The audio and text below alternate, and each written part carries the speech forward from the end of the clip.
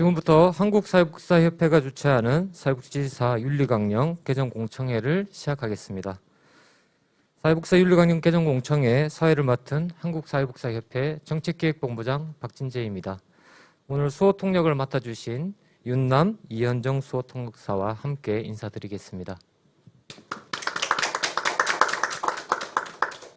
오늘 공청회를 할 수 있도록 윤리강령 개정안을 마련해 주신 연구진과 윤리위원회에 감사드립니다. 공청회에 온라인, 오프라인으로 함께 참여하고 있는 회원 여러분께 감사드립니다.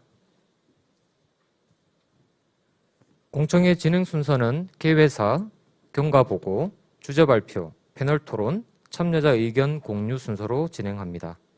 공청회 자료는 협회 홈페이지 공지사항에 있으니 참고하시기 바랍니다. 공청회를 진행하는 동안 현장 참여자와 의견 그리고 온라인 댓글 의견을 취합해서 자장께 전달하겠습니다. 공청회 종료 이후에도 온라인 의견 수렴 창구를 안내할 예정이고요. 9월 30일까지 참여하실 수 있습니다. 오늘 공청회를 주최하는 한국사회복지사협회 오성환 회장님의 인사 말씀이 있겠습니다.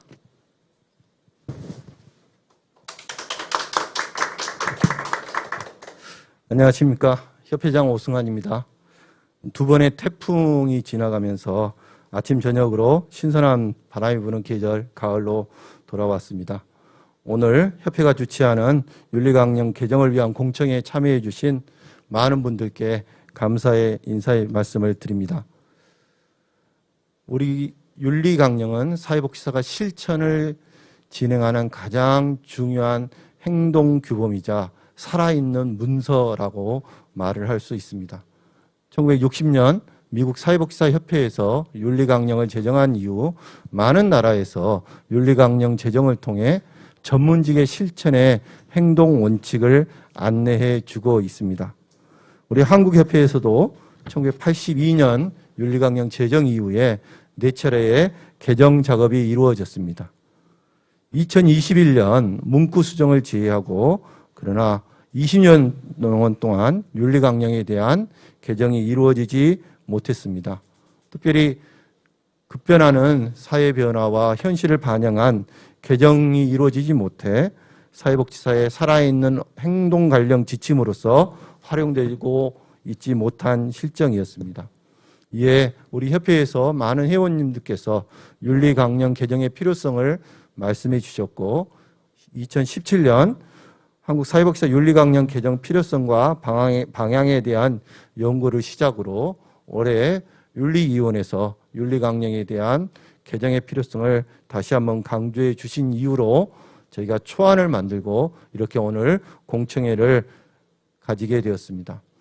말씀드렸던 것처럼 이달 말까지 계속해서 의견을 주시고 저희가 모아주신 의견을 가지고 각 지방협회별 운영위원회 토론 그리고 오늘 주신 의견을 보완해서 다시 한번 연구진 회의를 거쳐 초안을 만들고자 합니다. 또 만들어진 초안은 윤리위원회에서의 논의, 이사회에서 논의, 그리고 최종된 성안을 가지고 총회를 거쳐서 윤리강령으로 확정될 예정입니다. 오늘 정말 온오프라인으로 좋은 의견을 주시기를 바랍니다. 이러한 의견들이 바로 우리가 살아있는 문서로서 살아있는 행동규칙으로서 사회복지사 윤리강령을 만드는데 큰 밑거름이 되리라 생각합니다. 우리 협회는 우리 사회복지사의 전문성 향상과 회원의 권익 향상을 위해서 더욱더 노력하겠습니다. 감사합니다. 네, 오승환 회장님 말씀 잘 들었습니다. 네, 퇴장하시고 네, 다음은 협회 윤리위원회 박일규 위원장님께서 윤리강령 개정 공청회가 있기까지의 경과를 보고드리겠습니다. 네, 안녕하세요. 한국사회복지사협회 윤리위원회 위원장 박일규입니다. 윤리강령 개정 연구에 대한 경과를 보고드리겠습니다. 협회는 2017년 사회복지사 윤리강령 개정 필요성과 방향에 관한 연구를 진행했습니다. 그리고 2020년부터 윤리위원회 주요 안건으로 상정하고 윤리강령 개정에 대한 논의를 진행해 왔습니다. 2022년 2월부터 사회복지 윤리강령 개정 방안 도출에 관한 연구를 시작하게 되었습니다. 연구 목적은 국제 사회복지사 윤리 기준에 부합하고 한국의 사회복지 상황을 반영한 실효성 있는 사회복지사 윤리강령을 마련하는 것이었습니다. 책임 연구원인 우리 오승환 회장님을 필두로 우리 6분의 공동연구원이 함께 연구를 수행하였고요. 윤리위원회에서도 3명의 위원이 공동연구원으로 참여하고 있었습니다. 연구기간은 올 2월부터 10월까지였고요. 오늘 공청회 이후 의견 수렴 과정을 반영하여 최종 개정안을 마련할 계획입니다. 다음은 연구진의 연구 추진 과정을 말씀드리겠습니다. 현행 윤리 강령이 시대 변화와 국제 윤리 기준에 반영되지 않은 점을 고려하여 해외 사례 및 선행 연구를 진행하였습니다. 또한 총 8차례 회의를 진행했고 타당성을 확보하기 위해 사회복지 전문가 20인으로부터 2차례 델파이 조사를 통해 수정 보완하고 윤리강령 개정안을 마련하였습니다. 오늘 공청회를 통해 수렴된 의견은 연구 결과에 반영할 것입니다. 연구진과 공청회 자장 그리고 패널 그리고 현장과 온라인으로 참여하고 있는 회원님들께 진심으로 감사드리고요. 적극적으로 의견 개주해 주시면 저희가 또 지속적으로 반영할 수 있도록 노력하겠습니다. 감사합니다. 네, 박일규 윤리위원회 위원장님과 그동안 수고해 주신 윤리위원회에 감사드립니다. 다음은 주제 발표입니다. 사회복지사 윤리강령 개정 방향 및 주요 내용에 대해서 협회 한은영 연구위원이 발표하겠습니다. 네, 안녕하십니까. 한국사회복지사협회 정책기획본부 한은영이라고 합니다. 먼저 발표에 앞서 이 연구가 협회에서 수행 중인 연구의 내용을 일부 정리한 것임을 먼저 밝혀드립니다. 발표 시간 관계상 윤리강령 개정안은 자료집을 참고해 주시기 바랍니다. 온라인으로 공청회를 참여해 주시는 분들은 저희 한국사회복지사협회 공지사항에 자료집이 게재되어 있으니 다운받아 함께 보시고 공청회를 참여해 주시면 좋을 것 같습니다. 그럼 발표를 시작하겠습니다.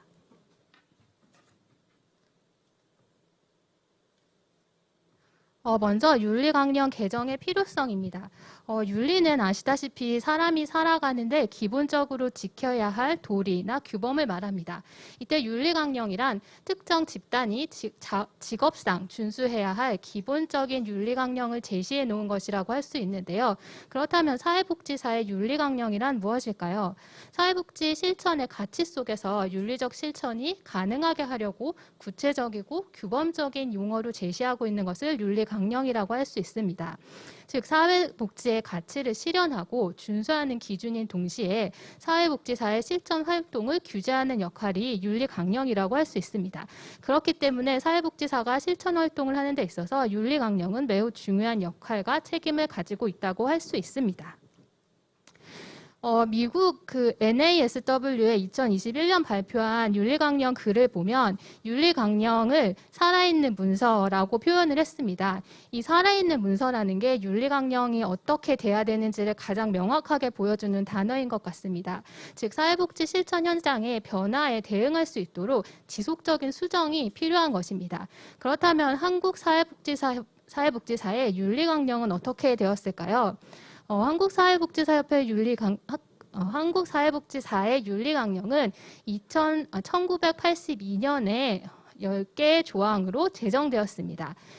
이후 1988년, 1992년, 2001년, 2021년 4차례의 개정이 이루어졌다고 볼 수 있습니다.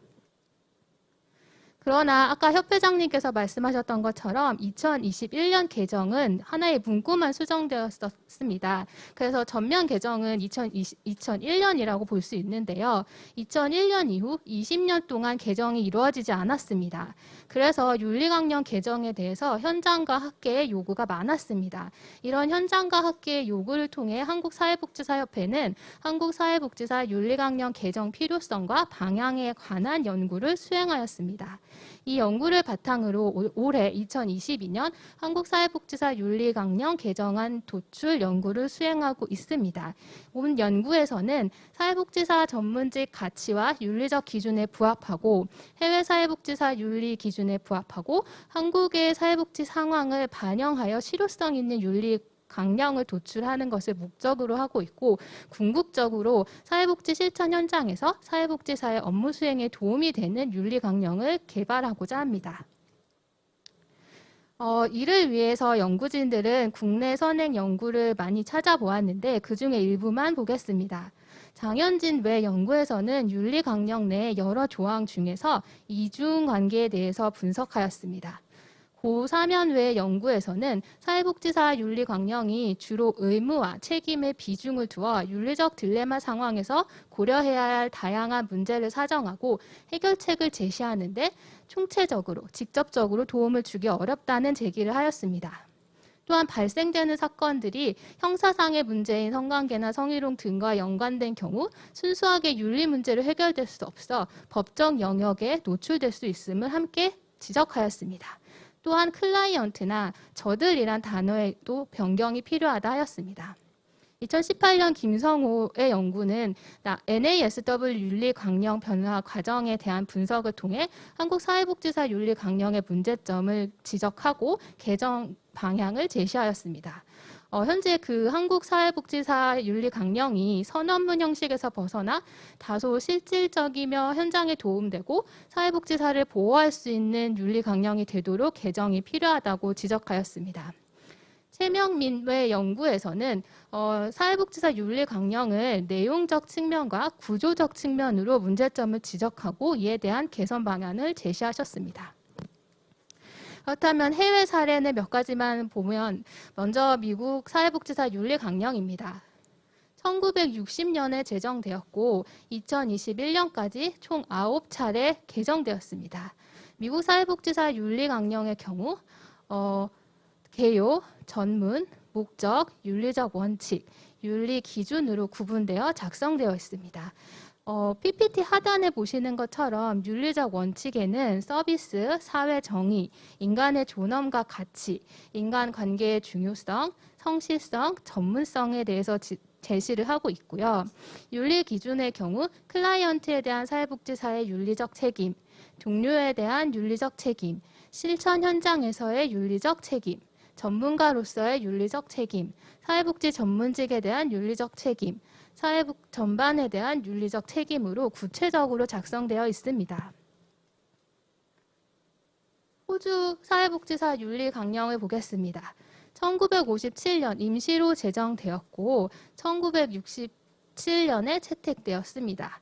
이후 2010년과 2020년 두 차례 개정이 되었습니다. 호주 사회복지사 윤리 강령의 경우 윤리 강령, 윤리적 행동 기준, 실무 적합성 세 가지 영역으로 구성되어 있습니다. 마지막으로 일본 사회복지사 윤리 강령에 대해서 말씀드리겠습니다. 2005년에 제정되어 상대적으로 좀 늦게 제정된 편입니다. 이후 2020년에 개정이 되었고 전문, 원리, 윤리 기준으로 구성되어 있습니다. 그렇다면 이제 본격적으로 저희 연구를 통해 어떻게 개정안이 도출되었는지 말씀해 드리도록 하겠습니다. 국내 사회복지 실천 환경의 변화, 국내 윤리강령 관련 선행 연구, 그리고 해외 윤리강령 사례 등을 종합적으로 검토하여 개정안을 도출하였습니다. 윤리강령 개정 초안 도출은 구조적 측면과 내용적 측면으로 구분해서 볼 수 있습니다. 먼저 구조적 측면의 경우 기존 윤리강령의 항목이 변경되었고 그다음에 항목 내 포괄적으로 구성된 내용의 가독성 및 명확성을 위해 소분류를 제시하였습니다. 두 번째는 내용적 측면입니다. 새로 구성된 영역의 세부 항목에 내용을 추가하고 기존 윤리강령에서 사용된 단어들을 현재의 뜻에 맞게, 현재의 상황에 맞게 변경하였습니다. 그리고 국내외 사회복지 현장의 변화와 문화적 특성, 다양한 윤리적 이슈를 반영해서 현장에 적용 가능할 수 있도록 내용을 수정하였습니다. 그래서 지금 개정안이 어떻게 구조 변경이 되었는지 그림으로 제시를 하였습니다. 기존에는 전문가 윤리 기준으로 구성되어 있었고 윤리 기준에 사회복지사의 기본적 윤리 기준, 사회복지사의 클라이언트에 대한 윤리 기준, 사회복지사의 동료에 대한 윤리 기준, 사회에 대한 윤리 기준, 기관에 대한 윤리 기준, 그다음에 사회윤리위원회 구성 및 운영에 대한 윤리 기준으로 작성이 되어 있었습니다. 네, 이것을 지금 저희 연구진이 개발한 초안을 보시면 전문은 그대로 저희가 두어서 개정은 하지 않았습니다. 전문은 그대로 둔 상태에서 윤리 강령의 목적과 가치, 원칙이 이번에 신설되었습니다. 그리고 사회복지사의 기본적 윤리 기준, 사회복지사의 클라이언트에 대한 윤리 기준은 기존의 세부 내역 항목보다 좀 많이 변경이 된 항목입니다. 그리고 사회복지사의 기관에 대한 윤리 기준과 사회에 대한 윤리 기준은 기존 순서를 앞뒤로 바꿔놨고 그다음에 사회복지윤리위원회 구성은 이번 개정안에서 삭제되었습니다. 이런 것들을 더 자세히 살펴보도록 하겠습니다. 먼저 신설된 항목입니다. 목적이 신설되었는데요. 사회복지 전문직의 가치와 사회복지 실천을 위한 기준을 제시하는 가이드 역할을 한다는 것을 이번에 나타내었습니다. 윤리적 딜레마 상황에서 사회복지사들이 참고할 수 있는 기준 제시를 본 윤리강령이 목적으로 하고 있음을 나타낼 수 있도록 문장을 개발하였습니다. 그 개발된 문장은 다음과 같습니다. 몇 가지만 읽어드리면 윤리강령은 사회복지 전문직의 사명과 가치의 기반이 되는 핵심 가치를 제시한다.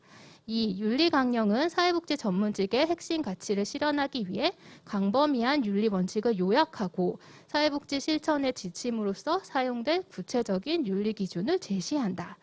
3번 윤리강령은 사회복지 실천 현장에서 발생하는 윤리적 갈등과 관련된 고려사항을 확인하는 데 있어 필요한 원칙과 기준을 제공한다. 이런 식으로 윤리강령의 목적에 대해서 기술하였습니다. 두 번째로 신설된 부분은 가치와 원칙입니다. 이번에 개정을 하면서 윤리강령의 가치로 인간 존엄성의 존중과 사회정의 실현을 핵심 가치로 설정하였습니다. 그리고 윤리기준의 내용은 이 두 가지를 핵심 가치와 원칙을 기반으로 향후 윤리기준의 내용을 작성을 하였습니다. 몇 가지만 읽어드리면 핵심 가치 1번으로 인간 존엄성의 존중입니다. 사회복지사는 모든 인간의 태도, 말, 행동에 있어 고유한 존엄성과 가치를 인정하고 존중한다.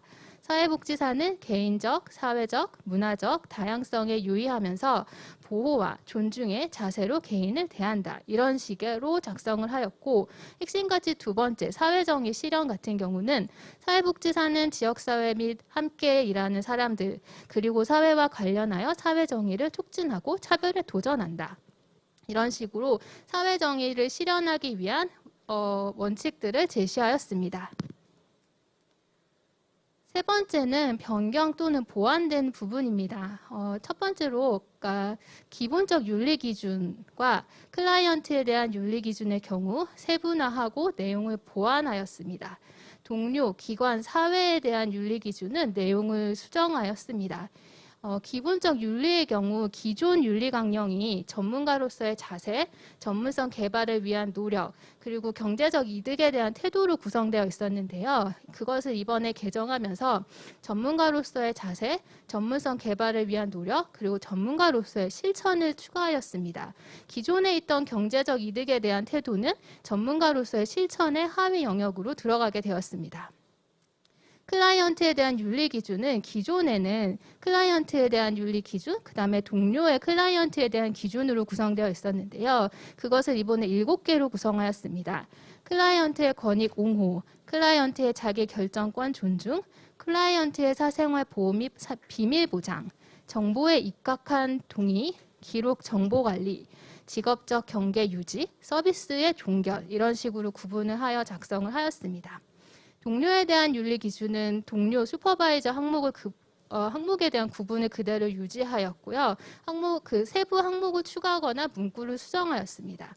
기관과 사회에 대한 윤리 기준은 아까 말씀드렸던 것처럼 기관을 먼저 사회 윤리 기준에 먼저 앞에 배치를 하였고 이런 식의 순서 변경과 함께 내부적인 문구들은 수정되었습니다. 마지막은 삭제된 부분입니다. 사회복지윤리위원회 구성과 운영이 삭제되었다고 말씀을 드렸었습니다. 현재 한국사회복지사협회에 윤리위원회가 구성되고 운영 중에 있습니다.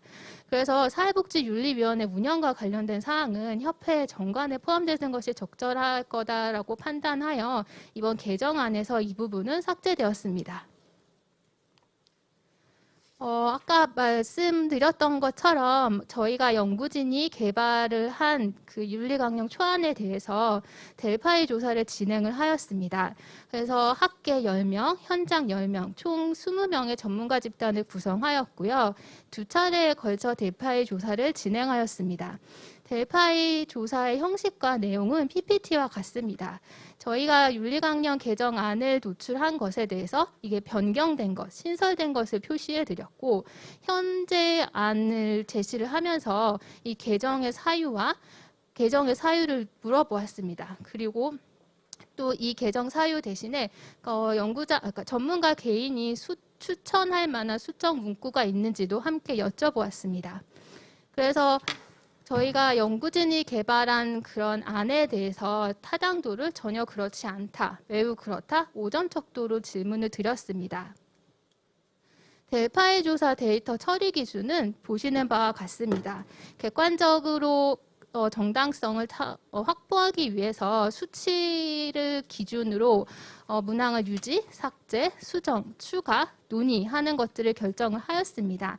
그러나 델파이 조사 데이터 처리 기준에 의한 결과뿐만 아니라 전문가들의 개별 의견이나 선행 연구나 해외 사례 등을 종합적으로 판단을 하여 연구진이 회의를 통해서 문구를 수정하거나 삭제하는 등의 변화도 함께 진행되었습니다. 첫 번째 델파이 조사 결과표는 다음과 같습니다. 연구진에서 개발한 윤리 강령 총 95개 문항에 대해서 문항 유지 80문항, 문항 수정 13문항, 문항 논의 2문항이 나왔습니다. 이 델파이 조사 결과를 가지고 연구진들이 회의를 하여 수정된 개정안을 만들어냈고 그 수정된 개정안에 대해서 다시 2차 델파이 조사를 진행하였습니다. 2차 델파이 조사는 총 89개 문항으로 진행을 하였고요. 문항 유지가 85문항, 그리고 문항 수정이 3문항, 그다음 문항 논의가 1문항이었습니다. 델파이 조사 결과를 어떻게 진행하였는지 간단하게 보여드리겠습니다. 1차 델파이 조사 결과인데요. 사회복지사의 윤리 강령 목적의 경우 8문항 중에서 문항 유지가 7문항, 그다음 문항 수정이 1문항이었습니다. 수정이 필요하다고 나온 문항이 5번 문항이었습니다. 윤리 강령은 자기 규제를 통해 사회복지 전문직의 전문성을 확보하고 외부 통제로부터 전문직을 보호할 수 있는 기준을 제공한다. 이 문항에 대해서 문항 수정이라는 결과가 나왔고요. 그래서 연구진들이 이런 전문가 개별의 의견과 연구진의 회의를 통해서 문항 수정은 아래에 있는 것과 같이 수정되었습니다. 윤리 강령은 사회복지 전문성을 확보하고 외부 통제로부터 전문직을 보호할 수 있는 기준을 제공한다. 이런 식으로 바뀌었고요. 아까 말씀드렸던 것처럼 델파이 조사 결과뿐만 아니라 연구진들이 다양한 자료를 확보한 자료를 통해서 또 수정한 게 있었는데요. 1번 같은 경우 윤리 강령은 사회복지 전문직의 사명과 가치에 기반이 되는 핵심 가치를 제시한다 같은 경우도 수정 문구처럼 변경을 하였습니다. 총 2회에 걸친 델파이 조사 결과와 연구진의 지속적 합의 과정을 통해 도출된 사회복지사 윤리 강령 개정안은 총 83개 항목으로 구성이 되었습니다. 아까 말씀드렸던 것처럼 전문은 그대로 유지를 하였고 윤리 강령의 목적의 7개 문항, 윤리 강령의 가치와 원칙의 8개, 그래서 인간 존엄성 존중의 4개, 그다음에 사회 정의 실현 4개 문항입니다.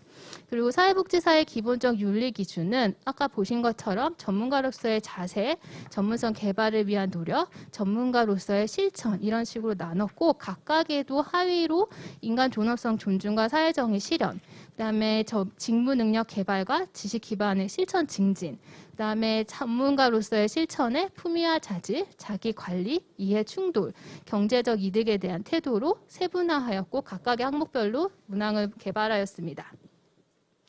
그리고 사회복지사의 클라이언트에 대한 윤리 기준도 처음에 2개였던 것을 7개로 세분화하여 작성을 하였습니다. 그래서 지금 보면 기존의 사회복지사 윤리 강령의 문항은 46문항이었는데 지금 개정을 통해 나온 것은 83개 항목입니다. 지금 발표 시간이 짧아서 문항을 하나하나 보여드리지 못한 점 양해 부탁드립니다. 자료지 88페이지부터 보시면 저희가 어떻게 연구를 통해서 개발된 윤리 강령을 보실 수 있고, 그리고 기존의 윤리 강령과 지금 개발된 윤리 강령의 수정 대조표도 함께 제시하였으니 그것 보시고 많은 의견 부탁드립니다.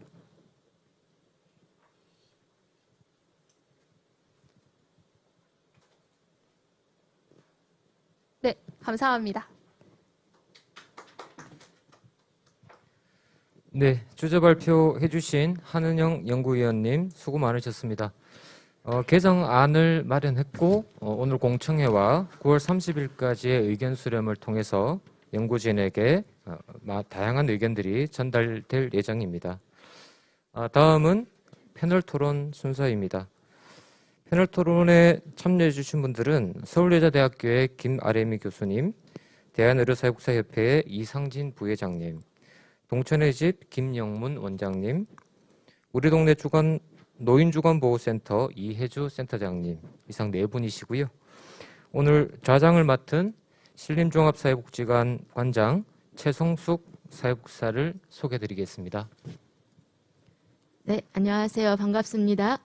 공청회 패널 토론 좌장을 맡은 신림종합사회복지관장 최성숙 사회복지사입니다. 먼저 사회복지사 윤리강령 개정안 공청회를 준비해 주신 우리 한국사회복지사협회 연구진께 감사드리고요. 온오프라인에서 함께 참여하고 계시는 동료 여러분들께도 반가움과 감사를 전합니다. 사회복지사 윤리강령은 앞에서도 계속 인사말 하시면서도 말씀하셨지만 사회복지사 실천 행동의 지침이 되기도 하고 또 전문직으로서 책무성 있는 역할을 수행하도록 저희들의 기준을 제시하는 매우 중요한 역할을 하고 있습니다. 오늘 이 자리를 시작으로 사회복지사 윤리강령이 변화된 사회복지 현장을 반영하고 좀 더 실효성 있는 윤리강령으로서 자리매김하는 소중한 시간이 되기를 바랍니다. 네, 지금부터 본격적으로 토론을 시작을 할 건데요. 좌장의 역할은 어쨌든 타임키퍼 역할이 가장 중요한데 앞에서 우리 발표자 그리고 인사말 또 경과보고 다 시간 맞춰서 잘 진행을 해주셨기 때문에 이후에도 계획된 시간대로 진행을 하시면 또 다른 분들의 의견을 공유하는 시간까지 저희가 잘 확보할 수 있을 것 같습니다. 각 토론자분들 그 발언 시간은 8분으로 제한되어 있습니다. 시간 준수하실 수 있도록 타임 체크 바랍니다. 자, 먼저 첫 번째 토론자로 서울여자대학교 김아래미 교수님부터 토론을 시작하도록 하겠습니다. 네, 안녕하세요. 반갑습니다. 서울여자대학교의 김아래미이고 사회복지사입니다. 저는 이번 토론 중에서 토론에 대해서 어떤 부분을 맡았냐면 이제 윤리강령의 목적, 가치, 원칙 부분을 맡았습니다. 그래서 이 목적, 가치, 원칙을 중심으로 토론을 진행하도록 하겠습니다.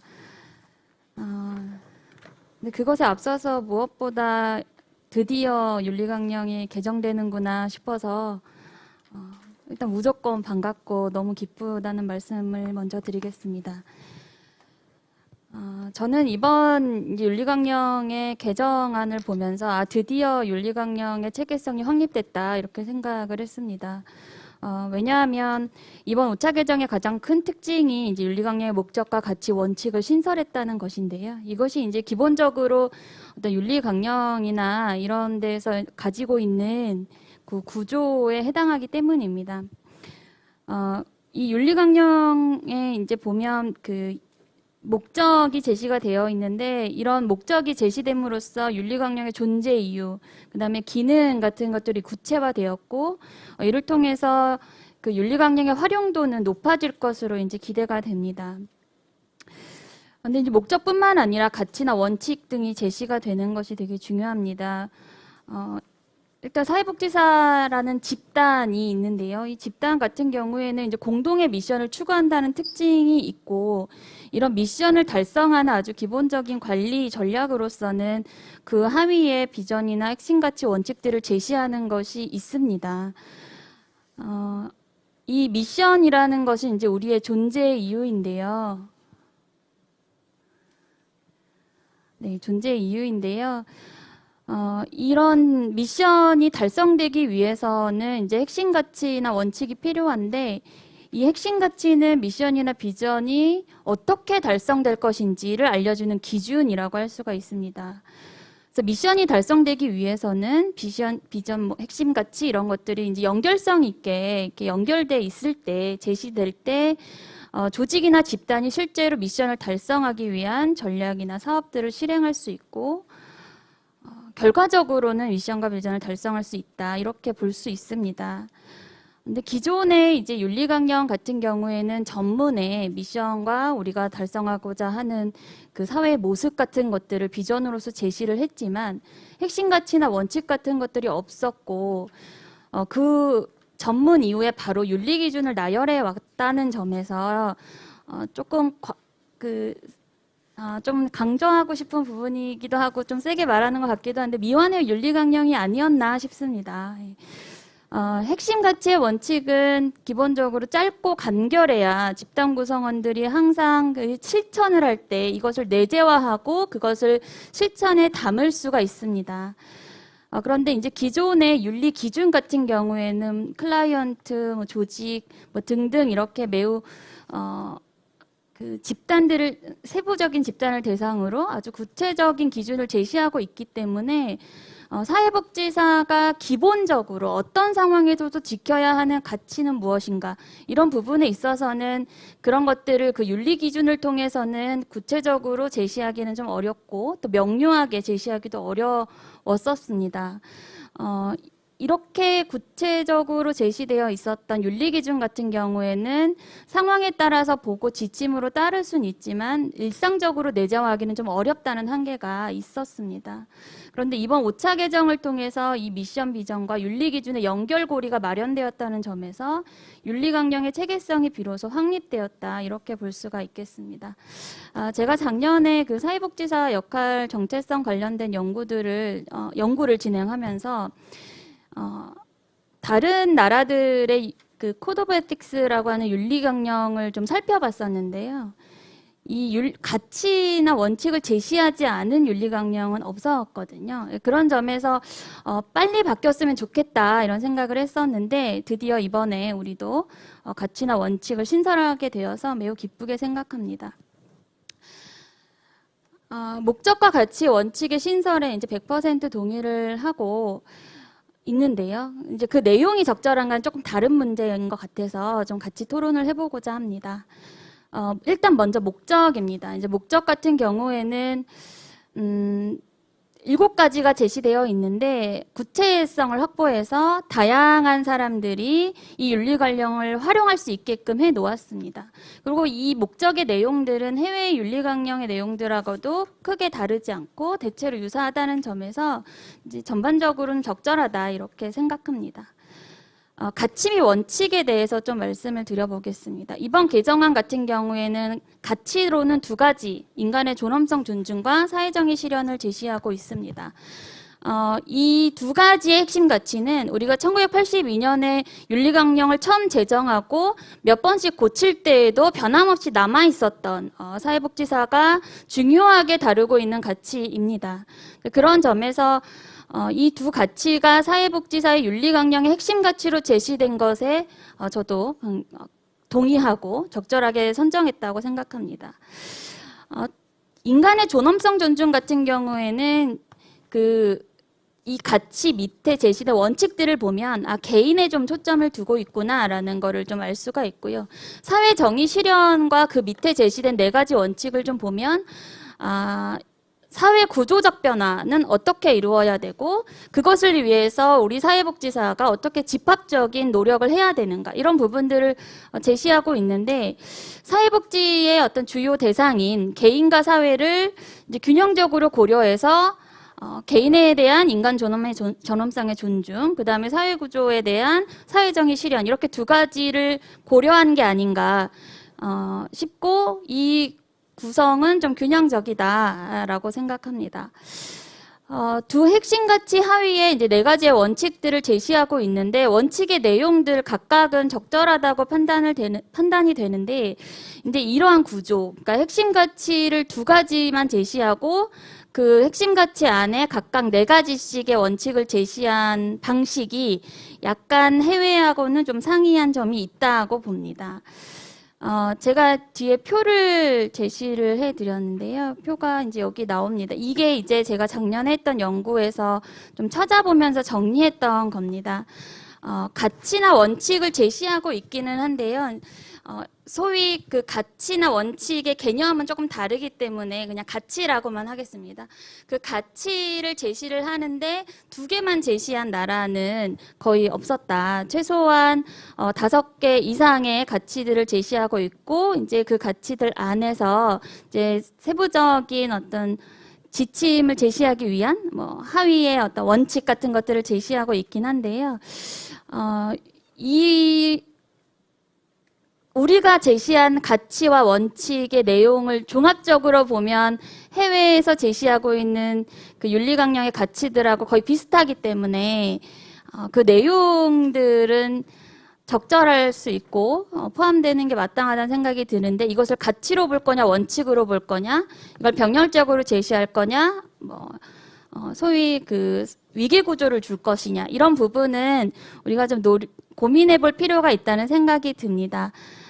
왜냐하면 다른 국가들 같은 경우에 우리나라의 이제 윤리강령을 볼 때 핵심 가치는 2개뿐이구나, 이렇게 또 오해할 가능성도 있지 않을까. 그래서 원칙을 조금 더 승격시킬 필요는 없나, 이런 부분에 있어서 좀 고민이 필요하다는 생각이 듭니다. 그래서 가치와 하위 원칙의 함량의 차이가 나는지를 좀 검토할 필요가 있겠고요. 그 다음에 이제 핵심 가치로서 그 인간의 존엄, 개인에 대한 거, 그 다음에 사회 구조에 대한 걸 넣었는데, 이게 사회복지사 윤리강령이라는 점에서 사회복지사의 윤리성이라는 부분, 그러니까 꼭 인티그리티나 서비스 책임성 같은 이런 사회복지사의 윤리성이라는 부분도 굉장히 중요한 핵심 가치로 다루어질 필요는 없는가, 이런 고민도 좀 해보면 좋을 것 같습니다. 네, 목적 가치 원칙에 대한 토론은 여기서 마칠 수 있을 것 같고요. 기타 이제 향후 고려사항으로 2가지만 간단히 말씀을 드리겠습니다. 해외 국가들 같은 경우에는 윤리강령이 제시되어 있고 그것을 설명하는 지침서를 배포하고 있습니다. 그래서 이를 통해서 윤리강령에 대한 사회복지사의 이해를 높이고 실제로 현장에서 사회복지사가 이를 실천할 수 있게 돕고 있습니다. 이번 개정이 그 소폭 개정이 아니라 대폭 개정이라는 점에서 사회복지사들에게 잘 알리고 이것을 실천에 활용할 수 있도록 하는 게 매우 중요한데, 이제 그런 점에서 설명서를 발간하고 배포하는 것을 좀 제안드려 봅니다. 그리고 또 하나는 제가 모두에 이게 이번에 바뀌어서 너무 기쁘다 이렇게 말씀을 드렸는데요. 그 기쁜 이유는 뭐냐면 20년 동안 사회가 변화했는데 우리 윤리강령이 그걸 따라가고 있지 못한 건 아닌가, 이런 고민들이 있었기 때문입니다.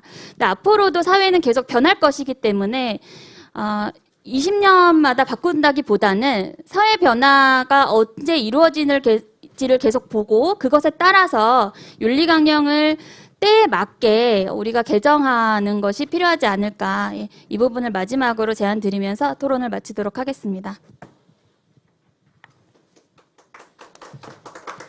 네, 수고하셨습니다.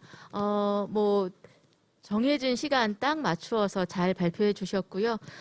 김아래미 교수님께서는 이번 개정의 가장 큰 의의가 윤리강령의 목적, 가치, 그리고 원칙은 신설했다라고 하는 것에 두셨고, 그 중에서도 이 원칙에 대한 부분들, 그래서 인간 존엄성의 존중, 사회 정의의 실현, 이 2가지의 핵심 가치에 대한 부분들인데, 해외 사례를 비교를 하시면서 우리가 다 이 하위 개념에는 들어가 있는데 대원칙의 배치가 이제 2개로 되어 있기 때문에 이제 이런 부분들이 우리가 가지고 있는 원칙이 조금 적게 보이는 그런 배치에 대한 부분들, 그래서 좀 이런 것들 좀 비교해서 한번 검토해 보면 좋지 않겠느냐라는 제안까지 해주셨고요. 마지막 마지막으로는 이런 윤리 강령이 내재화될 수 있도록 설명서 발간하고 배포하는 것, 그리고 시기에 맞게끔 적시성 있게 이런 개정 작업들이 이루어 주었으면 좋겠다라는 말씀을 해주셨습니다.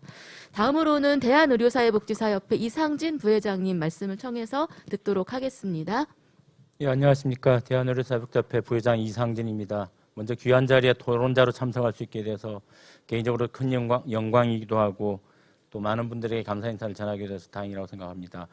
이 윤리강령 개정이라는 게 결코 쉬운 작업이 아니다라고 오늘 모임 첫 순간부터 계속 이야기를 하고 있었습니다. 그것만큼 저희 전체 사회복지사들의 개정 염원이 담긴 노력에 결실을 맺어가는 단계에 있지 않나 이렇게 바라봐집니다. 현업에 있는 사회복지사 한 사람으로서 많은 분들께서 개정 작업에 준비하시고 노력을 기울인 것에 작은 의견 하나를 드려보고자 합니다. 이번 윤리강령 개정의 주제 범위가 많이 확대된 것으로 보여집니다. 잘 되었다라고 보여지고요. 특히 몇 가지 예를 들게 된다 그러면 그 사회복지사의 사회에 대한 윤리 기준에 오타가 조금 있긴 합니다. 죄송합니다. 주제 범위가 많이 확대된 것들이 아주 좀 돋보이긴 합니다. 그래서 국가재난에 관한 부분들이라든지 위기에 대응해야 될 사회복지의 책무성도 천명했다는 것이 좀 돋보여지게 되고요. 국제적인 의제들도 포함이 되었다고 보여집니다. 또한 사회에 대한 책임 중에 자연, 환경, 생명과 관련된 부분에서도 저희가 사회복지사로서 윤리 부분을 강령에 포함시켰다는 것들이 좀 돋보이게 됩니다. 또 사회에 대한 윤리 기준 중에 보면 저희가 클라이언트를 대상으로 한 연구들을 많이 수행을 하게 되는데요. 국가가 지탱하고 있는 연구 규범을, 연구 윤리들을 잘 따르도록 하는 내용을 윤리 강령에 반영한 부분은 참 돋보인다라고 할 수 있겠습니다. 그 다음에 사회복지사 윤리강령 체계가 확대된과 동시에 구조적인 체계를 잘 갖췄다라고 말씀을 드릴 수 있겠습니다. 예전 전문들은 그대로 가져와서 채택을 했고요. 목적과 가치 및 원칙을 새로 반영시켰다는 것이 돋보이기도 합니다. 또한 윤리 기준의 구체적인 항목들을 5가지 축으로 기본적인 윤리서부터 사회적인 것에 관하여 체계적으로 구조화 노력을 갖추셨다는 것들이 돋보이고 마음에 들고 잘하셨던 걸로 현업에 있는 사회복지사 생각이 듭니다. 간략하게 도표로 그려보면 아마 이렇게 보여질 수 있을 것 같습니다. 전문 윤리 강령의 목적, 가치와 원칙, 그다음 윤리 기준 5가지 축들이 구조적인 틀을 가지고 잘 반영되어 있다라고 이렇게 설명을 드릴 수 있겠습니다. 목적은 총 7가지 목적들을 나열하고 있는데요. 저는 크게 아마 3가지 구분자를 가지고 볼 수 있지 않을까 싶습니다. 사회복지 핵심 가치를 제시하고 있고 구체적인 윤리 기준을 제시하고 있고 결국은 사회복지 체계 전체를 유지 보호하고자 하는 목적, 이 3가지 목적의 큰 틀을 가지고 7가지 하위 항목의 목적들을 반영했다 이렇게 보여집니다.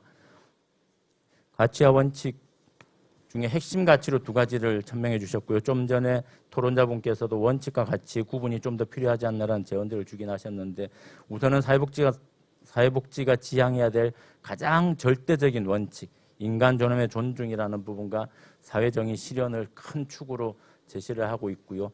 이것들을 이후 윤리 강령에 반영하기 위해서 좀 더 상세하게 잘 풀어내고 있는 항목들이 보였습니다.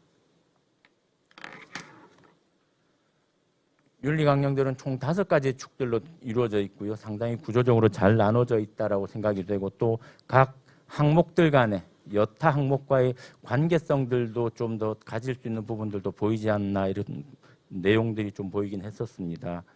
전반적으로는 구조적인 체계를 갖췄다라는 것에 많은 고생들을 하셨다 이런 생각들이 들게 됩니다. 또 신설된 항목들도 많이 반영이 되어서 새롭다라고 느껴지게 됩니다. 아까 말씀드렸던 대로 연구윤리 준수를 촉구하는 내용들이 들어가 있고요. 그것은 윤리 강령 항목 중에 지식 기반의 실천 증진을 위해서 사회복지사 노력을 해야 되는데 이에는 반드시 연구윤리를 잘 따르도록 하는 내용들을 포함시키고 있습니다. 또 문화적 다양성, 현대사회가 복잡 다단해짐에 따라서 문화적 다양성에 대해서 사회복지사가 민감하게 반응을 해야 될 텐데요. 그런 부분들도 포함을 시키고 있습니다. 아울러서 사회복지사들이 지속적으로 본인의 현업에서 최선의 노력들을 다해가기 위해서 소진 예방과 역량 강화 또는 자기 개발의 근거를 이번 윤리 강령 개정 항목에 포함시켰던 부분이 좀 돋보이고 있습니다. 전체적인 윤리 강령 개정 내용을 보고서 드리는 큰 제안들입니다. 먼저는 윤리 강령을 잘 준수하는지 또는 개정과 관련해서 우리가 지속적으로 모니터링하고 현장에 적응해보고 또 피드백을 받을 수 있는 그런 회의체를 윤리 강령과 관련한 회의체를 상설로 구성하는 것이 필요하지 않을까 이런 의견을 드려봅니다. 그다음 두 번째는 결국 이 윤리 강령의 제목처럼 사회복지사 윤리 강령에 관한 내용인데요. 사회복지사가 일을 하는 기관과도 뗄래야 뗄 수 없는 부분들이 있고요. 윤리 강령이라는 것이 결국 사회복지사들에게 반드시 지키고 따라야 될 책무성까지 포함하고 있는 내용들이 세다 보니까 전반적으로 읽어본 윤리 강령 개정안에는 저의 느낌은 이것과 마찬가지로 사회복지 기관에서도 지켜야 될 윤리 경영에 관한 기준들을 병행해서 제시를 하는 것이 사회복지사 보호를 위해서 필요하지 않을까라는 의견을 또 한번 드려봅니다. 그다음 개정 윤리 강령이 구조적으로 잘 됐다고 말씀드렸는데 이 윤리 강령이 업무 현장, 내 생활 속에 내 업무 속에 녹아들려고 그러면 좀 더 친숙화되어야 될 것 같고요. 또 많은 사회복지사분들이 내용을 잘 숙지를 해야 될 필요가 있을 텐데 어떤 특별한 코드 체계 형태로 좀 부여를 하면 내가 현재 경험하고 일할 때 부딪히게 되는 이 갈등 상황은 우리가 갖고 있는 윤리강령 코드 체계 안에서 쉽게 찾아보고 적용하고 또 슈퍼비전의 근거가 되지 않을까 뭐 이렇게 제언들을 한번 드려봅니다. 또 추가적인 제언을 몇 가지 드린다 그러면 이번에 조사 연구 과정 속에서는 델파이 조사 두 차례 진행을 하셨는데 그때 보다 더 많은 다양한 영역에서 일하는 사회복지사들의 의견을 좀 넣어주셨으면이라는 제언을 드릴 수 있겠습니다. 아까도 말씀드렸는데 윤리강령이 사회복지사에게 요구되고 지키라고 명령할 듯한 내용들이 포함되어 있는데 그와 반면에 사회복지사를 보호할 수 있는 내용들을 조금 더 넣어주시면 어떨까 싶은 그런 생각들도 드려봅니다. 정치활동 참여에 대한 윤리 기준이 추가가 되었는데 조금 더 보완할 필요가 있지 않을까 싶기도 하고요. 이는 좀 전에 토론자분께서 말씀 주셨던 것처럼 아마 이것에 관한 해설서 또는 현장 실무 지침, 적용을 위한 지침서 같은 것에 좀 더 잘 녹아내리지 않을까 기대를 해보게 됩니다. 전체적으로는 어휘나 표현, 단어 이런 곳에 좀 더 많은 고민을 기울이면 현업에 있는 사회복지사들이 더 공감하고 받아들일 수 있는 윤리 강령이 되지 않을까 싶습니다. 몇 가지 예를 들게 되게 되면 동료가 전문적인 판단과 실천이 미흡하여 문제를 발생시켰을 때 동료를 비난하는 듯한 말구들은 문제가 발생하였다는 객관적인 측면으로 좀 바꿔보는 건 어떨까 그런 생각들도 있고요. 또 동료에 관한 윤리 기준 중에 보면 상호 간의 민주적인 직무 관계를 이루도록 노력한다 이런 내용이 들어있는데 직무에서 민주적인 관계는 어떤 것일까 선뜻 그림이 잘 그려지지는 않습니다. 동료 간의 수평적인 건지 이렇게 되어 있습니다. 아울러서 많은 분들이 함께 노력하셨던 윤리 강령이시기 때문에 이번에 잘 다듬어지고 만들어지고 모든 사회복지사들이 환영하고 현장에 잘 적응할 수 있는 그런 윤리 강령이 되면 좋겠습니다. 고맙습니다.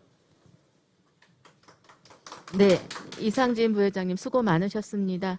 간단히 굉장히 자료는 충실하게 그리고 아마 자료집 보시면 알겠지만 세심하게 많은 분석과 또 의견을 주셨는데 발표하신 내용 간단히 요약을 드려보면 우리 그 주제 이번 윤리강령 주제의 범위가 굉장히 많이 확대가 되었다. 그리고 또 체계가 목적, 가치, 원칙을 추가하면서 전반적인 균형을 잡는 체계가 잘 확장이 되었다. 그리고 이제 연구윤리 준수라든지 문화적 다양성 그리고 사회복지사들의 소진 예방이나 자기개발 같은 그런 자기관리 부분들에 대한 신설 항목들이 확대되었다라고 하는 부분들을 굉장히 긍정적으로 봐주셨고요. 그리고 추가적인 제언 부분에서는 좀 다양한 영역의 사회복지 전문가들이 이제 점점 확대가 되고 있기 때문에 델파이 조사 패널에 다양한 현장의 목소리들을 좀 더 담았으면 좋겠다. 그리고 이 사회복지사 보호에 대한 부분들을 이제 기관의 윤리 경영과 그리고 또 이런 어떤 우리 단어나 어휘들을 선택할 때 있어서도 좀 세심하게 보면 좋겠다라는 의견을 주셨습니다. 네, 수고 많이 하셨고요. 다음으로는 동천의 집 김영문 원장님 말씀 듣도록 하겠습니다.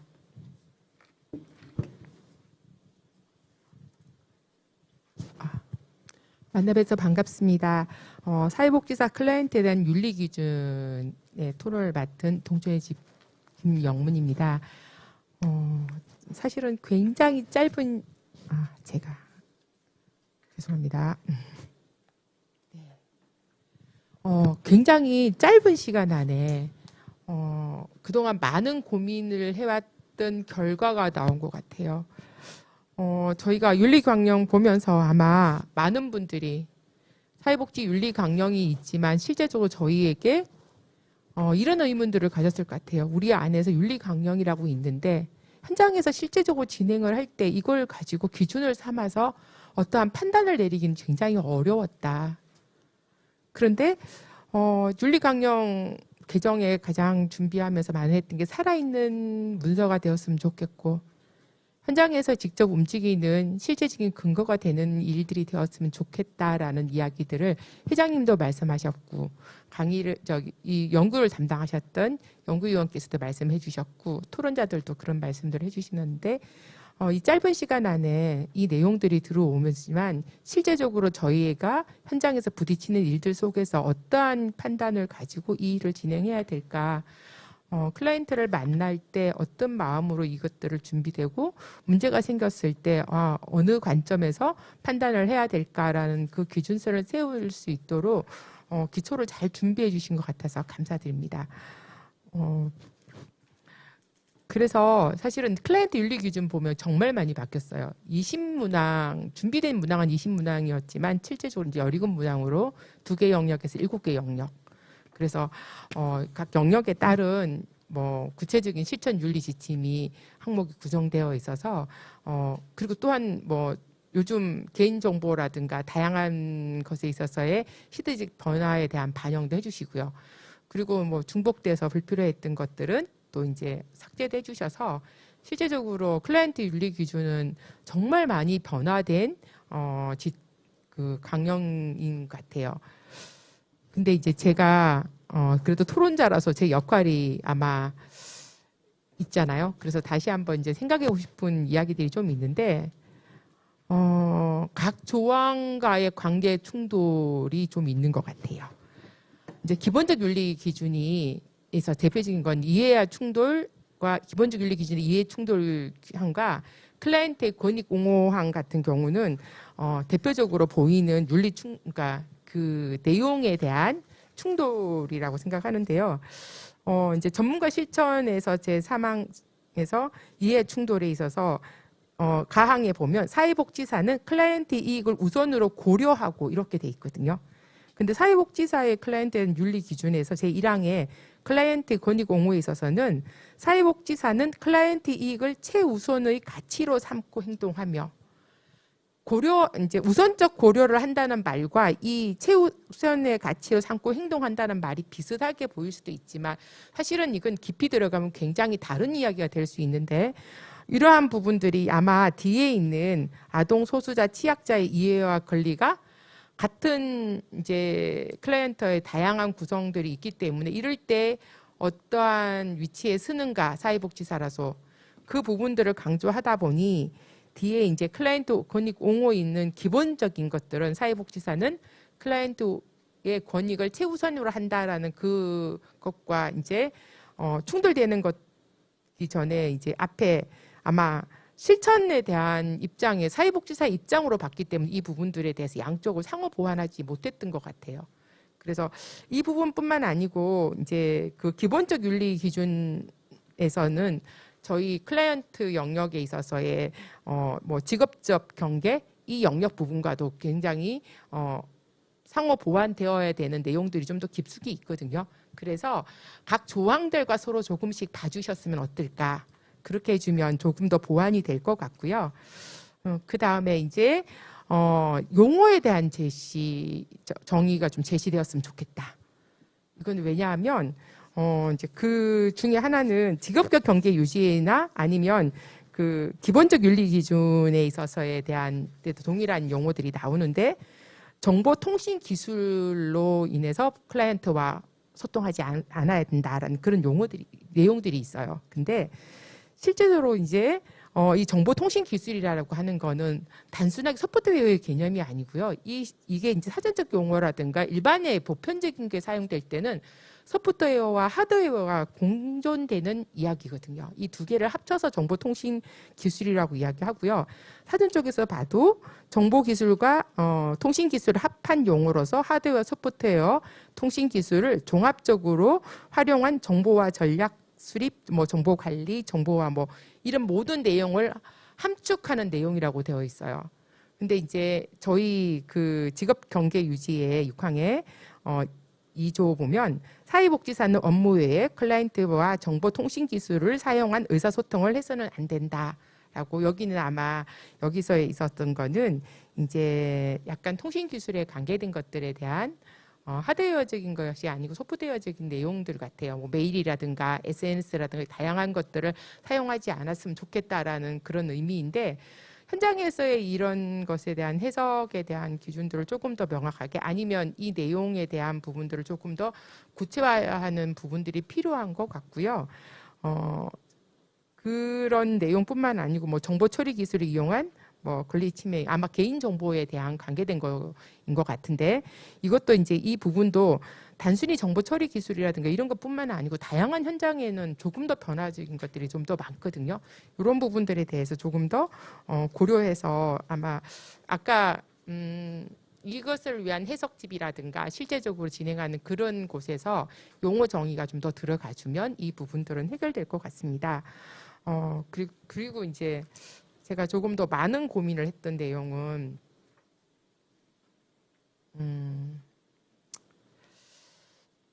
그 제공자 중심의 윤리 기준이 너무 강조되어 있다라는 생각을 했어요. 물론 사회복지사들의 윤리 강령이기 때문에 사회복지사 입장에서 가져쳐야 될 윤리의 기준이지만 해외 사례를 봤을 때 호주 같은 경우는 클라이언트 윤리 기준을 어떻게 하냐면 사회복지사 윤리 강령 이제 이 구성 안에 보면 윤리적 행정 기준 안에 서비스 이용자의 협업이라고 돼 있어요. 아마 지금 그 모습은 현재 현장에서 강점 중심의 실천에 대한 기반을 교육받은 그리고 또 이제 이용자 당사자 중심의 어떤 사회 서비스의 변화에 따른 복지사의 위치라든가 또 사회복지 현장에서 문제 해결에 대한 이야기라든가 그런 내용에 있어서에 대한 입장이기 때문에 저희가 이제 물론 저희도 그렇고 일본 기준도 그렇고 미국 기준도 그렇고 사회복지사의 입장에서 저희에게 서비스를 의뢰하는 사람들의 입장보다는 그쪽 입장에서 더 많은 이제 윤리 강령을 세우는 거는 맞아요. 근데 이제 조금 더 한 발 앞선다면 이제는 저희와 함께 아마 그 문항이 처음에는 들어 있었던 것 같아요. 왜냐하면 이제 삭제된 조항인데 그 조항에 뭐라고 나와 있었냐면 그 조항의 3번 항에 그 내용이 있어요. 조항에 이제 사회복지사는 서비스 개입 과정에 클라이언트를 동반자로 인식하고 중요한 결정에 클라이언트를 참여 촉진한다. 이 내용이 원래 델파이 중에서 사라진 내용이었는데 동반자라는 용어를 사용했던 이유가 아마 현장에서 이 부분들에 있어서에 대한 어떤 협력자적인 협조적인 같이 가서 이 문제의 중심을 같이 가는 그 입장에 있는 현장에 대한 반영을 담고자 했던 것들이 있다고 생각됩니다. 그런데 실제적으로 그게 이제 어떤 조항에 들어가 있냐면 자기결정권 안에 들어가 있다 보니 이런 대등관계에 대한 입장에서의 조항들이 그 문항과 맞지 않다 보니 그 사망 이제 그 원래 자기결정권 1항하고 합쳐졌어요. 이 문항이. 그러다 보니까 이제 그런 기준들이 갔는데 조금 더 고민을 해주신다면 이 제공자 중심의 윤리 기준을 가지고 있는 이 관계에 대해서 조금 당사자가 서비스 이용하는 입장에 대한 했을 때 그 사람들 앞에서 필요한 전문가의 윤리 기준도 함께 들어갈 수 있도록 문항을 조금 조했으면 좋고요. 그렇게 하려면 아마 별도의 조항을 신설하면 되지 않을까 생각합니다. 그리고 또 하나는 뭐냐면 저희가 뒤에 보면 사회복지 실천량에서 동료에 관계된 문항이 따로 있는데 타 영역 간의 협업에 있어서의 클라이언트를 바라보는 사회복지사의 윤리 기준이 좀 있어야 되지 않을까. 같은 협업이어도 뒤에 동료 관계에서 나오는 그 내용과 또 클라이언트를 지원하는 입장에서 나오는 협업의 타 전문 직종과의 협업에 관계된 이야기는 조금 다를 거라고 생각해요. 그래서 그 부분은 앞에 나와 있던 문항과 함께 별도의 조항을 신설해서 조금 문제를 풀면 좋지 않을까라고 생각합니다. 현장이 참 많이 바뀌었죠. 사회복지사 처음 이 윤리강령을 제작될 때는 협업이라는 개념은 별로 들어와 있지 않았어요. 문제를 사회복지사와 당사자하고 같이 해결하는데 지금은 굉장히 다양한 영역에 의해서 가는 입장이기 때문에 저희의 클라이언트를 단순하게 저희의 서비스를 의뢰했던 사람으로만 보지 말고 저희와 함께 일하는 모든 사람으로 바라봐 준다면 이 조항이 조금 더 사실감 있고 살아있는 문서로서 저희와 함께하지 않을까 생각합니다. 정말 고생 많았고요. 좋은 길잡이를 주셔서 고맙습니다.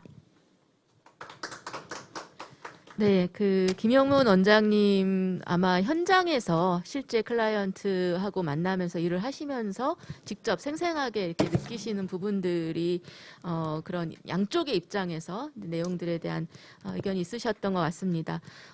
긍정적으로는 이 짧은 시간 안에 정말 살아있는 실천의 우리 윤리 강령 기준을 변화하려는 방향으로 만들어 주신 것에 대해서 긍정적으로 감사를 하면서 이제 지금 아까 클라이언트라든지 사회복지사 그리고 이제 타 영역 이런 곳들과를 고려한 그런 이제 각 조항과의 관계들이 충돌이 되거나 좀 적절하지 않은 부분들에 대한 보완의 요청이 좀 있으셨고요. 그리고 이제 용어에 대한 어떤 정의를 제시한다든지 좀 구체적인 설명이 있다든지 뭐 이런 의견이 있으셨고 예, 그런 내용들로 좀 구체적이고 그리고 현장에서의 경험들로 토론을 마쳐 주셨습니다.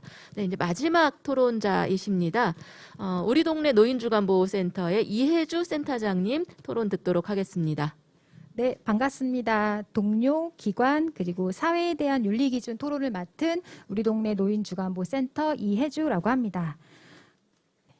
얼마 전에 그 인공지능 챗봇 이루다 논란이 있었던 거 아마 기억하실 겁니다. 사람을 위한 편리한 인공지능 서비스가 인권과 윤리의식이 부족한 채로 이렇게 사용되었을 때 인간을 혐오의 대상으로 삼을 수 있다는 건 우리가 목격을 했는데요. 최근 금년 5월에 국가인권위원회가 인공지능 개발과 활용에 관한 인권 가이드라인을 제시했습니다. 그런데 그걸 살펴보면 그 내용이 사람의 그것과 큰 차이가 없는 것을 알 수 있습니다. 이미 우리가 사는 세상은 우리가 따라잡기 힘든 속도로 매일 변화되고 있는데 이런 변화 속에서 사회복지사의 전문직의 정체성을 나타내고 실천의 가치 기준이 되는 윤리강령이 2000년대 초반에 머물러 있었습니다.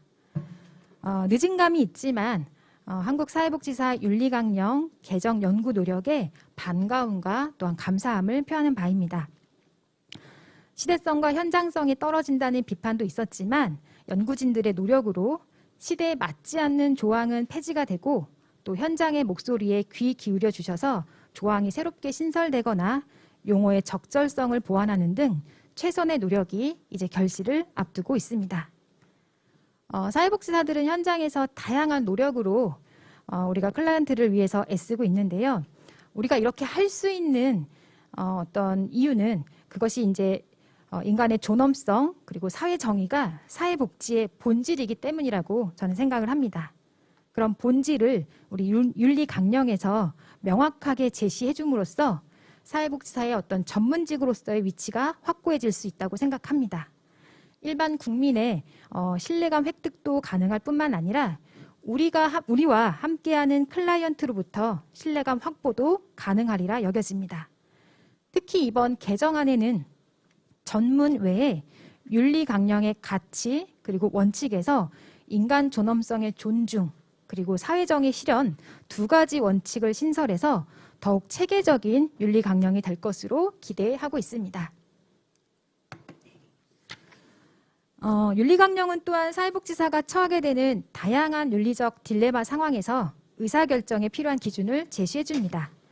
특히 이번 개정안에서 문화적 민감성, 그리고 사회적인 다양성, 정보통신 기술 사용, 직장 내 괴롭힘, 자기관리, 재난 상황 대처 및 생태환경 고려에 이르기까지 최근 이슈가 되는 다양한 딜레마 상황에서 어떻게 대처해야 되는지 새롭게 담아내면서 그동안 시대성에 뒤처져 있다는 비판에서 자유로울 수 있으리라 기대하고 있습니다.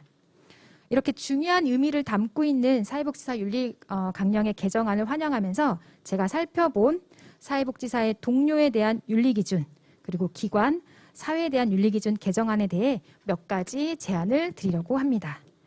아까 우리 이상진 부회장님도 말씀해 주셨는데 특히 그 델파이 조사 패널단에 교수님과 기관의 기관장님 외에 현장의 실무자들이 좀 참여했더라면 조금 더 생생한 목소리를 담아낼 수 있지 않았을까 하는 그 아쉬움을 가지고 첫 번째 사회복지사의 동료에 대한 윤리기준 살펴보도록 하겠습니다.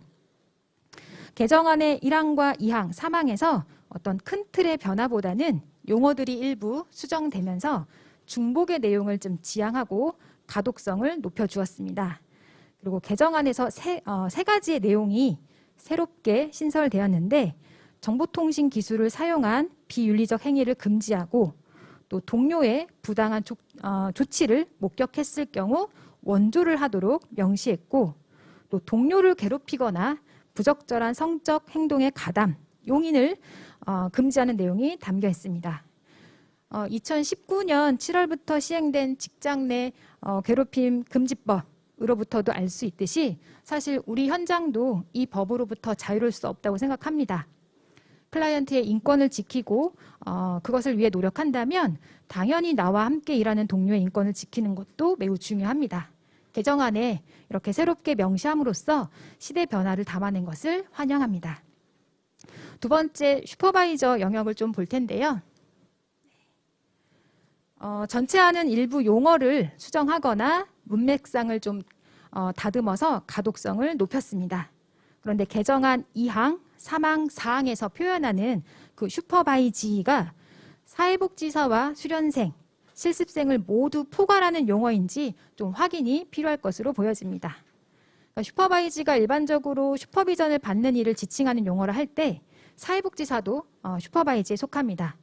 3항에서 사회복지사를 따로 언급함으로써 사회복지사라는 단어와 슈퍼바이지의 구분의 어떤 혼란이 있을 것으로 보여집니다. 그리고 슈퍼바이저가 부당한 조치를 당하는 슈퍼바이지를 보호, 그리고 지원할 수 있는 내용도 추가가 되었으면 합니다. 현재안과 개정안 모두 슈퍼바이저가 그 지위를 이용하여 슈퍼바이지 인권에 침해하지 못하도록 규정하고 있습니다. 슈퍼바이저 개인이 지켜야 하는 범위에서 확장하여 타 슈퍼바이저 등이 슈퍼바이지의 인권을 침해하는 것을 알게 되었을 때 이에 대한 적극적인 조치 의무를 추가가 되었으면 좋겠습니다. 현장에서 슈퍼바이저란 보통 상사를 지칭하게 되는데 상사는 또한 여러 명일 수 있기 때문입니다. 동료에 대한 윤리기준 7번째 또 8번째 항에 담긴 내용은 동료가 동료를 수평적인 관계에서 보호하는 것이라면 슈퍼바이저에 대한 윤리기준에서는 수직적인 보호를 통해 사회복지사의 인권 보호 그리고 윤리적 관계 원칙을 좀 더 탄탄히 세웠으면 하는 바람입니다. 윤리 강령이 윤리적 실천의 지침이 되어서 클라이언트의 권익을 높여주는 것과 동시에 사회복지사의 권익도 함께 높여주어야 한다고 생각합니다. 선언으로 그치지 않고 사회복지사 스스로 내재화할 수 있는 동력이 되기 때문이라고 생각합니다. 자, 이제 두 번째 사회복지사의 기관에 대한 윤리기준을 살펴보겠습니다. 기관의 부당한 정책이나 요구에 대해서 전문직의 가치와 지식을 근거로 대응하고 제반 법률과 규정에 따라 해결하도록 노력해야 한다라고 명시했습니다. 그런데 현재 안이 즉시 사회복지윤리위원회에 보고해야 된다라고 규정한 것보다 좀 다소 약한 느낌이지 않나라는 생각이 듭니다. 또한 사회복지사가 조직의 어떤 부당한 정책, 요구, 그리고 법률 규정에 따라 대응하는 것이 쉽지 않은 현실을 감안할 때 이를 돕고 보호해줄 보호체계가 있으면 좋겠다라는 생각이 있습니다. 특히 우리 현장이 종교 강요, 후원금 압박, 또 성추행 등 우리 현장에도 위계에 의한 인권 침해 사례들이 이렇게 심심치 않게 보도되고 있습니다. 기관에 대한 어떤 윤리 기준이 충성심으로 작동해서 조직의 비윤리적 행태에 대해 묵인하지 않도록 우리의 의식도 중요하지만 이런 것에 대해 용기 있는 목소리를 낼 때 그것을 보호해 줄 수 있는 규정도 있어야 된다고 생각합니다. 세 번째, 사회복지사의 사회에 대한 윤리 기준을 또한 살펴보도록 하겠습니다. 4항에서 지역사회 문제를 이해하고에서 개정안에서는 지역사회를 이해하고라고 명시하고 있습니다.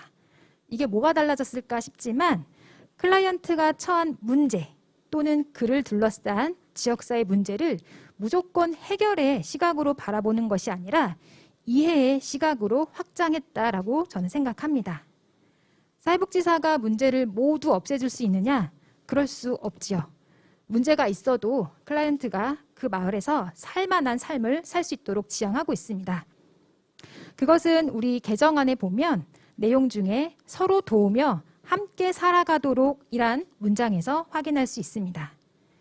또한 현재 안에서 문제 해결의 주체가 사회복지사였다면 개정안에서는 클라이언트가 주체가 되어서 자신의 삶 그리고 지역사회 안에서 주체적인 삶을 살도록 지향하고 있습니다. 이는 사회복지사 역할의 본질이자 윤리 강령의 핵심 가치인 인간 존엄성의 가치가 일관성 있게 나타나고 있다라고 저는 생각합니다. 또한 사회복지 서비스를 개발하고 또 사회정의를 증진시키기 위해서 사회정책 수립 등을 요구하는 윤리기준을 담은 현재안의 2항과 3항의 다소 중복적인 내용을 정리해서 개정안에서는 2항에 함께 명시를 했습니다. 여기서 눈여겨볼 건 특히 정치적 영역이란 용어를 사용했는데 사실 그동안 이 용어가 좀 줄 수 있는 어떤 불편함, 어떤 부정적인 뉘앙스를 좀 지양하고 클라이언트의 권익, 더 나아가서 사회정의를 실현하는 어떤 도구로서 인식하자라는 기준으로 저는 제시했다라고 생각합니다.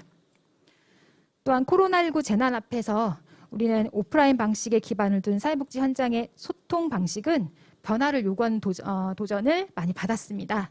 앞으로도 코로나와 비슷한 전염병 그리고 기후위기에 따른 자연재난 앞에서 우리가 만나는 클라이언트들은 더욱더 어려움이 높아질 거로 예상되는데 단순히 어떤 치료적인 개입에서 벗어나서 어떻게 사회적인 안전망을 만들어 가야 하는지 이런 우리의 노력을 새롭게 3항, 4항, 5항에서 담아냈습니다. 무엇보다 자연과 생태를 고려하는 전 세계적인 노력에 우리가 발맞춰 가야 한다라고 천명했다라는 게 눈에 띄어집니다. 윤리강령의 모든 내용을 담기에는 사실 무리가 있습니다. 그러나 정말 애쓰신 연구진의 노력으로 시대성, 그리고 현장성, 보편성, 구체성을 담기 위해 굉장히 노력을 많이 하셨구나라는 그런 생각이 듭니다. 이런 개정안을 바탕으로 우리 현장에서 또한 세부적인 지침을 만들어 가는데 또 중요한 뼈대가 될 수 있으리라 기대해 봅니다. 선언적인 강령이 아니라 우리 현장에 살아있는 나침반이 되기를 희망해 보도록 하겠습니다. 감사합니다. 네, 수고 많으셨습니다. 이혜주 센터장께서는 사회복지사의 동료에 대한 윤리 기준에 대한 부분들을 하나하나 조항들을 살펴보시고 또 그 부분에 대해서 비교하시면서 의견을 구체적으로 주셨는데요.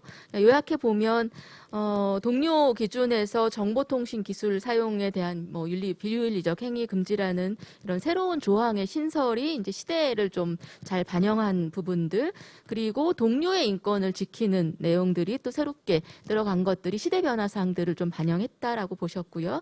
또 슈퍼바이저 그리고 슈퍼바이지에 대한 어떤 용어들에 대한 좀 정리에 대한 의견을 주셨고, 그리고 그러니까 슈퍼바이저와 슈퍼바이지 이런 어떤 수직적인 상하 관계가 아니라 또 동료 관계에 있어서의 보호 조치 의무 이러한 부분들이 조금 더 추가가 되었으면 좋겠다라는 의견도 주셨습니다. 또 다양한 의견들 많이 주셨는데요. 지역사회 문제를 이해하고 뭐 이런 부분들 안에서도 문제에 대한 시각을 이제는 좀 더 보편적이고 또 강점, 해결 중심적인 우리 사회복지사들의 의견들을 반영해서 그런 이해의 시각들이 확장되어 있는 것들이 윤리강령에도 좀 반영이 되었다라고 또 찾아내 주셨고요. 그리고 또 뭐 자연 생태라든지 사회 정의라든지 이런 부분들에 있어서도 구체적인 의견들을 제시해 주셨습니다. 네, 사실은 이제 이게 뭐 마지막은 아니고 이런 의견 수렴 과정들이 있는 건데요. 현장에서 지금 저희가 사전 질문지 또는 온라인에서 댓글 들어온 것들 제가 조금 소개해 드리도록 하겠습니다. 내용이 많습니다. 네, 알겠습니다. 네. 저희가 이제 온라인 댓글 좀 소개해 드리겠습니다. 시간이 뭐 그래도 조금 됩니다. 저희가 4시 반까지 예정되어 있는데 앞에 발표 토론자분들 시간 잘 준수해 주셔서 간단하게 온라인으로 댓글 보내주신 분들 소개 좀 올리겠습니다. 시대정신이 함께하는 윤리강령 되었으면 좋겠습니다. 제 아는 이름이네요. 박경인 저장님 해주셨고요. 현실과 현장이 적절히 반영된 개정안이 마련될 수 있는 좋은 기회가 되길 바라고 응원합니다. 우리를 하나로 모아주는 윤리강령이 되기를 기대합니다. 윤리강령은 전문가 집단의 필수적 요소이고 사회복지사 지위 향상에 직간접적 영향을 미칠 수 있는 개정안이 나오기를 바랍니다. 네, 조금 긴데요. 대한민국의 사회복지사 중 현재 윤리강령을 잘 지킨다고 당당하게 말할 사회복지사가 몇 퍼센트나 될까요? 3%나 될까요? 심각하게 예측한다면 한 명도 나설 사회복지사가 없을 거라 생각합니다. 윤리강령은 전문가로 명확하고 실천 가능해야 합니다. 현재 윤리강령 기준에서 3분의 1로 축소할 필요가 있습니다. 즉 66%는 버려야 한다는 의미입니다. 너무 파격적이라고 생각할지 모르겠지만 그만큼 현재 윤리강령은 구호에만 그친다는 겁니다. 깊이 생각해서 과감히 틀을 벗어나길 기대합니다. 라는 의견도 있으셨습니다. 사회복지사 윤리강령을 통해서 사회복지사 1급도 변화되길 바랍니다. 이행할 수 없다 해서 내용을 삭제하는 것 또한 문제가 있을 겁니다. 꼭 필요한 내용을 명기하고 이행할 수 있도록 하는 게 현실과 상황에 맞는 개정이 됐으면 좋겠습니다. 웃는 사회복지사와 행복한 클라이언트 이번 윤리강령 개정으로 만들어졌으면 좋겠습니다. 사회복지사 기본적 윤리 기준 중 경제적 이득에 대한 태도 2번, 3번 있는데요. 요 한번 뭐 온라인에서 보시고 해석에 따라 2번에서 사회복지사는 필요한 경우에 제공된 서비스에 대해 공정하고 합리적으로 이용료를 측정해야 한다와 사회복지사는 업무와 관련하여 정당하지 않은 방법으로 경제적 이득을 취하여서는 안 된다. 이 해석이 일부 상충될 수도 있겠다는 생각이 듭니다. 이용료 책정에 대한 주체가 사회복지사로 표기되는 것이 맞지 않아 보입니다. 라는 의견도 주셨습니다. 사회복지사 전문성 개발을 위한 교육 참여에 대한 부분이 강화될 필요가 있을 것 같습니다. 희생만 강요하는 윤리강령, 사회 변화와 실천 가치를 반영하는 윤리강령으로의 개정을 기대합니다. 클라이언트의 권익 옹호를 우선 가치로 삼되 사회복지사의 안전을 위협에 대해 보호할 수 있는 수준으로 개정될 필요가 있습니다. 라는 댓글 주셨고 혹시 이후에도 댓글이 있으실지 모르겠지만 일단은 시간 관계상 현재까지 제가 받은 댓글 소개해 드렸습니다. 현장에서 의견 주신 분 소개해 드리겠습니다. 사회복지사 윤리강령 가치와 원칙, 핵심 가치 1, 인간의 존엄성 존중, 사회정의 실현으로 제시가 된 후 윤리기준의 사회복지사의 기본적 윤리기준에서 전문가로서의 자세가 서로 존중을 이루었으면 합니다. 즉 핵심 가치와 예, 제가 이 글씨를 잘 조금 이제 해독이 핵심 가치 1 인간 존엄성의 존중이 어떤 기준으로 서술되었는지 그 기준이 있다면 전문가로서의 자세에도 그 기준이 재적용되어야 한다고 봅니다. 이 둘이 별개의 기준과 구도로 구성되어 현장에서 일목요연한 이해와 실천 적용이 어려울 것 같습니다. 근본적으로는 인간 존엄성의 존중과 사회 정의 실현의 가치와 원칙 제시의 구조가 잘 이해되지 않는 측면이 있습니다. 동료에 대한 윤리 기준에서 사회복지사 간의 연대의 가치를 강조하는 적극적 윤리 기준의 제시가 아쉽습니다라는 현장 의견이 있습니다.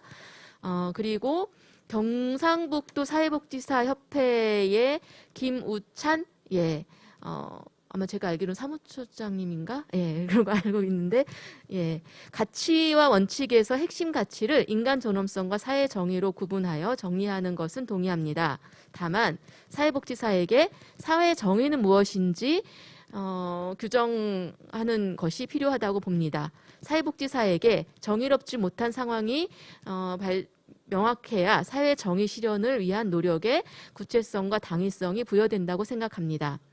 용어에 관한 의견입니다. 사회복지사, 사회복지사들 모두 사용하고 있습니다. 사회복지사는 일반적으로 보통 명사이지만 사회복지사 윤리강령 속에서는 고유명사의 의미가 더 크다고 생각이 되며 단수와 복수의 사용에 명확한 구분이 필요치 않다면 사회복지사로 용어를 정리하면 좋겠다는 의견입니다. 사회복지사 윤리강령은 실천 현장의 사회복지사 모두를 대상으로 합니다. 또 강령의 준거틀 안에 속한 사회복지사는 전문가 개인입니다. 라는 아주 구체적인 의견 주셨습니다. 그 현장에서 좀 직접 플로어에서 질문을 하시고 싶다라고 하시는 분이 있으셨습니다. 마이크를 드릴 수 있나요? 네, 안녕하세요. 저 정릉종합사회복지관의 홍봉기라고 합니다. 아니, 패널이 많지가 않은데 질문을 할 수 없다고 해서 마이크를 좀 요청했습니다. 좀 말이 좀 이상한 게 있어가지고요. 하나만 여쭤볼까 합니다. 사회복지사는 동료들에게 정보통신 기술을 사용한 비인륜적 행위를 하지 않는다라고 하는 그런 부분이 있거든요. 근데 이제 그 위에 네 번째 보게 되면 사회복지사는 다른 전문직의 동료가 행한 비인륜적 행위에 대하여 윤리강령과 재반법률에 따라 대처한다라고 되어 있거든요. 근데 아시는 분 다 아시겠지만 제가 겪은 일들 중에 여러 가지 일들이 있는데 그래서 윤리강령에 위배되는 행위들이 있음에도 불구하고 한 사업에 신고도 하고 다양한 역할을 했지만 한 사업에서는 아무것도 하지 않았거든요. 그러면 법률적인 대처를 하기 위해서는 녹음 파일이 절대적으로 필요합니다. 근데 이제 이 정보통신 기술이라고 지침하게 되면 그 녹음을 하지 말라고 하는 것인지 그거는 어떻게 보면 사회복지사들의 권리를 침해하는 부분이 아닌가라는 생각도 듭니다. 그리고 또 하나 더 말씀드리고 싶은 것은 사회복지사 윤리강령이라고 하는 것을 개정 공청회를 하고 계시는데 이 윤리강령이라고 하는 것은 모든 사회복지사들이 모여가지고 회의를 해도 모자랄 판에 지금 이 델파이 조사단 보게 되면 10명이 다 시설장과 센터장과 국장이거든요. 지금 아시는 분은 아시겠지만 지금 현장에 사회복지 대나무숲이라는 곳이 있어요.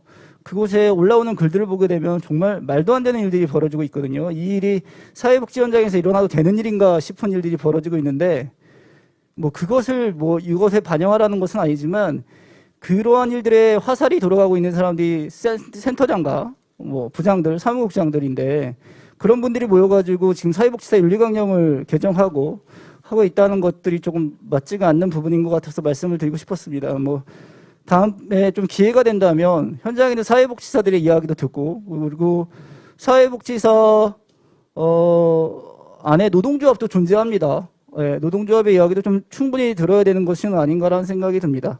이상입니다. 네. 오늘 이 자리는 말씀 그대로 공청회입니다. 그래서 일단 확정된 안이 아니라 연구된 내용들, 아까 이제 아주 많은 분들이 지적하셨던 것처럼 제한된 소수의 이제 의견들이 이제 수렴이 됐던 부분들을 보완하기 위해서 오늘 이후에도 지속적으로 이런 논의와 토론의 장들이 열릴 것으로 지금 계획을 하고 있는 것으로 알고 있습니다. 그래서 여기에 뭐 질의에 대한 답변을 주거나 뭐 이런 어떤 자리는 아니기 때문에 혹시 그럼에도 불구하고 우리 한웅영 연구위원님 좀 뭐 마지막으로 좀 말씀하실 거 있으시면 좀 말씀해 주세요. 네. 참여해주신 토론자 4분 선생님들과 온라인으로 댓글 담아주신 분들 그리고 플로어에서 질문 주신 분들 대단히 감사합니다. 저희가 짧은 시간 동안 윤리강령 개정안을 만들기 위해서 많은 노력을 했지만 현장의 다양한 것들을 담을 수 없었던 한계도 저희도 충분히 인지하고 있습니다. 그래서 나온 의견들 잘 반영해서 저희 연구진들이 의견들을 반영해서 또 저희가 계속 이런 자리를 마련할 예정이거든요. 그래서 주신 의견들 소중하게 잘 받아들이고 연구진분들과 공유해서 더 나은 윤리강령 개정안을 만들기 위해서 노력하겠습니다.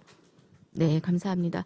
아마 이제 지금 여기 댓글 달아주신 분들이라든지 현장에서 지금 의견 주신 분들 그리고 4분의 토론자 선생님들의 의견들을 전체적으로 좀 취합을 해보면 공통된 부분들은 어쨌든 20년 만에 개정이 되는 이 작업들이 굉장히 의미가 있고 그렇지만 쉽지는 않은 일이다. 그렇지만 기존과는 달리 가치와 원칙에 대한 부분들을 신설한 것에 대한 긍정적인 평가들이 제일 많았고요. 그럼에도 불구하고 좀 보완이 필요하다라는 공통 의견은 용어의 정의라든지 이런 부분들을 좀 재검토했으면 좋겠다.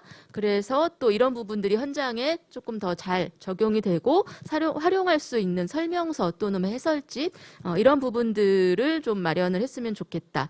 그리고 이제 제일 많았던 부분들이 다양한 사람들이 참여해서 의견들을 모을 수 있도록 델파이 조사단이라든지 이런 의견 수렴의 창구가 조금 더 확대되고 다양했으면 좋겠다. 그리고 마지막으로 이게 이제 20년 만이라고 하는 역사는 사실은 이제 의미도 있지만 사실은 또 부끄러운 부분들이기도 하지요.